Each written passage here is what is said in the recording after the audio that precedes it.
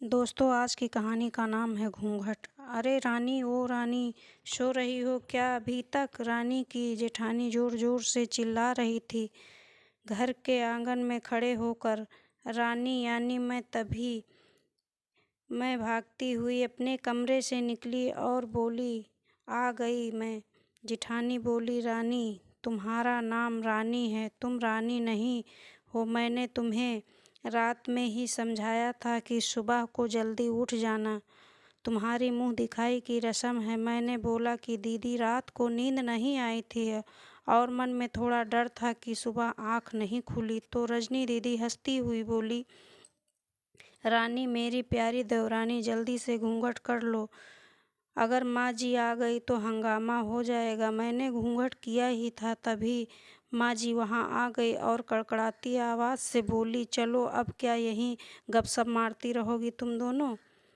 हमने चलना शुरू ही किया था, तभी माँ जी ने रजनी दीदी के कंधे पर हाथ रखा और बोली, पता है कहाँ से जाना है और कैसे जाना है? माँ जी ने बोला कि जब भी कोई बड़ा तुम्हारे सामने खड़ा हो तो हमेशा घूंघट में रहना, कम से कम अपने बड़ों के सामने आना तो बिना घूंघट के तो कभी नहीं।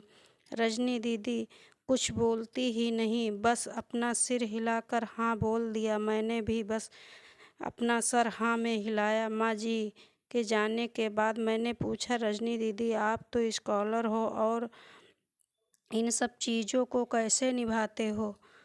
रजनी दीदी मुस्कुराई और बोली, मैं थारे जेठ जी से बहुत प्यार करती हूँ, इसीलिए अभी तक चुपचाप सब चीज़ें निभा रही हूँ। मैं कुछ नहीं बोली और चुपचाप रजनी दीदी के साथ घर के बाहर वाले कमरे में जाकर बैठ गई। वहाँ पर एक पड़ोस की आंटी जी भी बैठी थी। बोली कि यहाँ कैसे बहू आई? ससुर जी के सामने खड़े हैं और ये यहाँ बैठी है, मुझे कुछ समझ में नहीं आया। मतलब? रजनी दीदी बोली कि आंटी जी अभी नई बहू है, यहाँ के रीति रिवाज सीखने में थोड़ा समय लगेगा। रजनी दीदी मुझे वहाँ से उठाकर मेरे कमरे में छोड़ेंगी। 6 महीने यूं ही छोटी छोटी चीज़ों पे बीत गए। फिर एक दिन राहुल के साथ साड़ी लेने गई। राहुल का फ़ोन आया और वो दुकान से बाहर बात करने चला गया। साड़ी की दुकान पर मैं बेधड़क होकर साड़ियाँ देख रही थी, तभी साथ में बैठे हुए अंकल जी भी खांसे और एक बार, फिर 2 बार, फिर 3 बार।